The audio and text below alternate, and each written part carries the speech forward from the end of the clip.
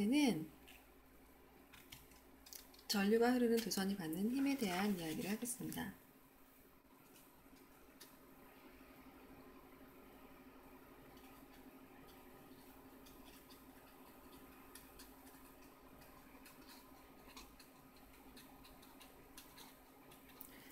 이러한 힘을 우리가 자기력이라고 하는데요. 자기력이란 자기장과 자기장의 상호작용에 의한 힘이에요.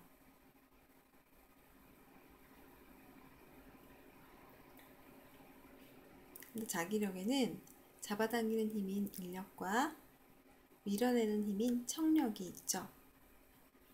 자기력은 흔히 자석과 자석 사이에서 나타나는 힘이에요. 그래서 초등학교 때부터 잘 해봤던 N극과 N극, N극과 S극을 가까이 했을 때 나타나는 힘을 우리가 볼 수 있어요. 이뿐 아니라 전류가 흐르는 도선이 자기장 속에 있을 때 그 도선 역시 힘을 받아요. 이것이 바로 자기력이죠.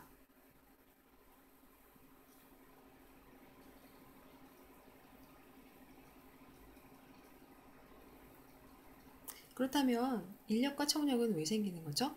인력과 척력이 생기는 원리를 잠깐 알아볼까요? 자석은 N극과 S극이 있어요. 이렇게 막대자석이 있을 때 막대자석 주변에 철가루를 뿌리면 이러한 형태의 모습이 나타나죠. 자기력이 미치는 공간인 자기장이 형성됨을 알 수가 있어요.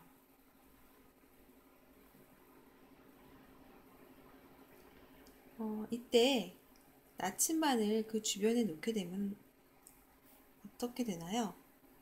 나침반의 N극이 가리키는 쪽이 일정하게 정렬이 되죠. 지금 이와 같은 형태가 될 거예요. 나침반의 N극이 가리키는 방향을 따라서 화살표를 표현할 수 있는데요. 이것을 자기력선이라고 얘기해요. S극에서는 들어가는 방향으로 자기력선이 나타나죠. 따라서 N극과 N극을 가까이 하면 서로 밀어내는 자기력선이 나타나요. 더 가까이 하면 자기력선이 서로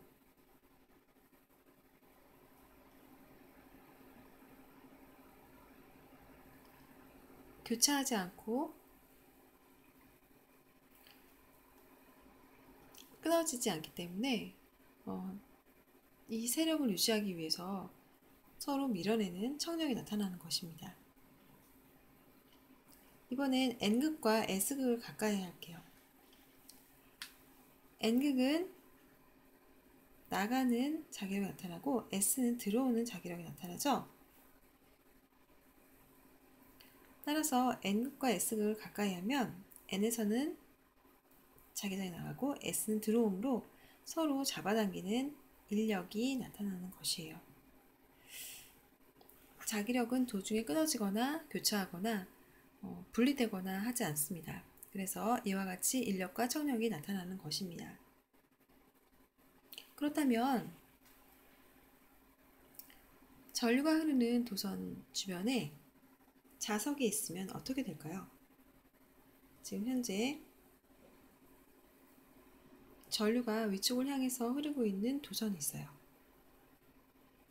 이 도선은 동심원 형태의 자기장이 나타날 거예요.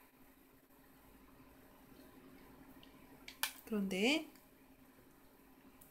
이 도선 옆에 수직으로 자석을 놓게 되면 자석에서도 나가는 방향의 자기장이 형성이 되죠.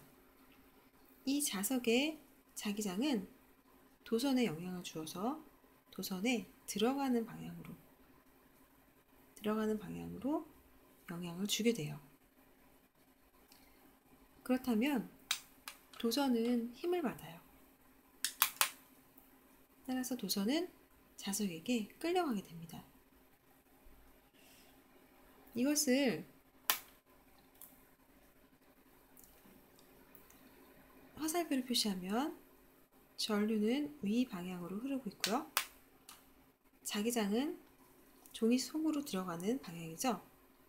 이때는 90도로 자기장이 들어가요. 그러면 왼쪽 방향으로 자기력이 나타나고요. 그래서 도선은 자석에 끌리게 됩니다. 이것을 어떻게 판단할 수 있을까요?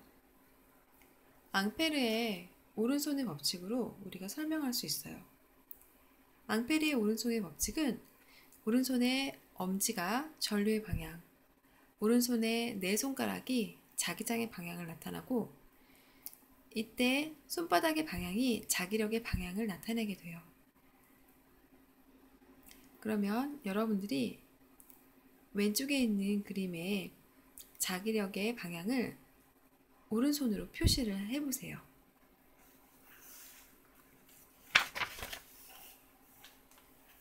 이번엔 두 도선을 가까이 했을 때 받는 힘을 알아볼게요.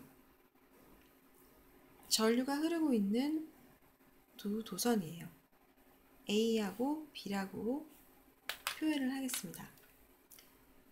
A의 자기장은 반시계 방향으로 동심원으로 나타나고요.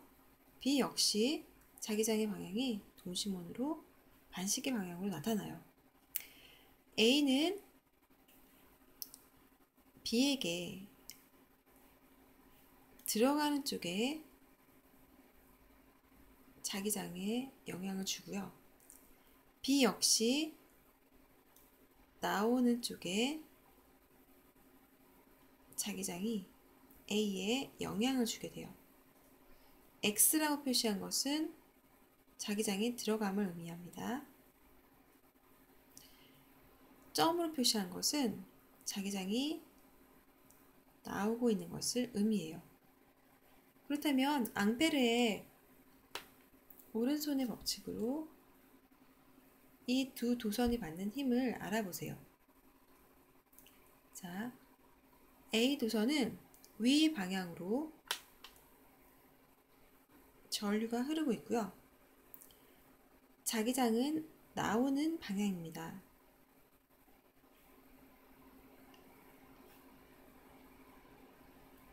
이때 힘은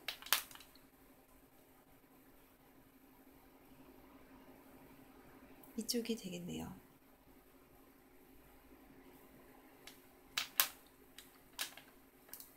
마찬가지로 B는 위쪽으로 전류가 흐르고요.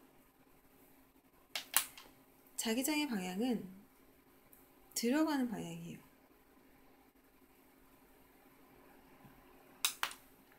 그리고 힘은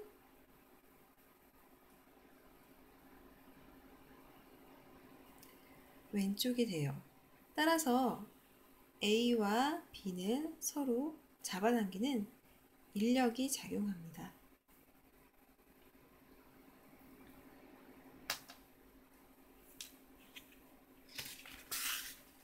그렇다면 자기력에 영향을 주는 요인은 무엇이 있을까요? 이는 세 가지가 있습니다. 먼저 자석의 세기, 즉 자기장의 세기가 크면 자기력도 커집니다. 전류의 세기가 세면 자기력은 커지겠죠. 그리고 전류의 방향과 자기장의 방향이 직각, 즉 수직으로 만난다면 자기력은 가장 크게 되는데요. 자, 그것을 한번 알아볼게요. 어떤 도선이 전류가 흐르고 있는데 전류가 오른쪽 방향으로 흐르고 있어요. 같은 방향으로 자석을 놓는다면 이 도선이 받는 힘은 어떻게 될까요? 자기력의 방향은 전류의 방향과 일치하죠. 따라서 이때는 힘은 받지 않게 됩니다. 도선은 전혀 움직이지 않게 되겠어요. 또한 전류의 방향이 왼쪽이라면 자기장의 방향은 오른쪽이므로 서로 반대 방향이 되죠. 이때도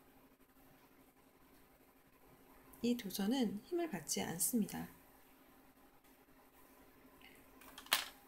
그렇다면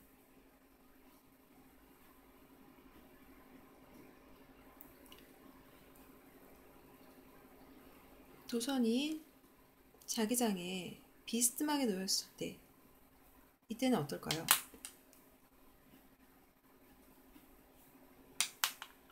이때는 전류의 방향,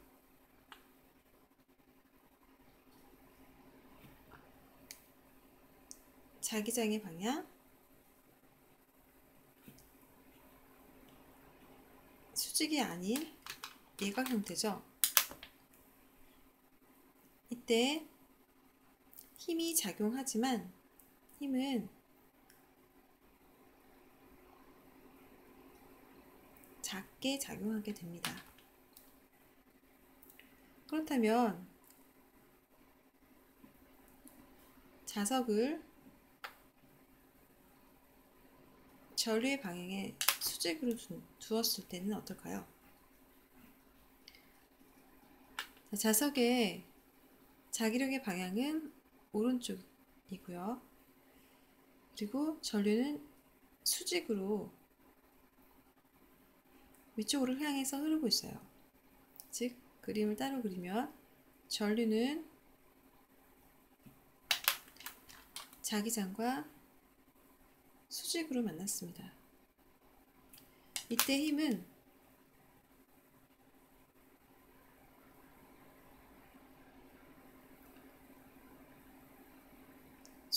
수직인 형태로 자기력이 작용하죠. 여기서는 아래 방향으로 작용하게 됩니다. 따라서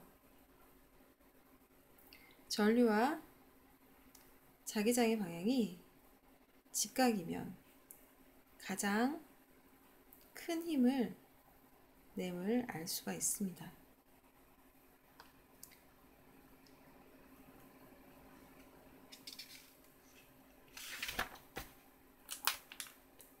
이를 이용해서 전동기를 만들 수가 있는데요. 전동기의 원리는 어떠한지 알아보겠습니다.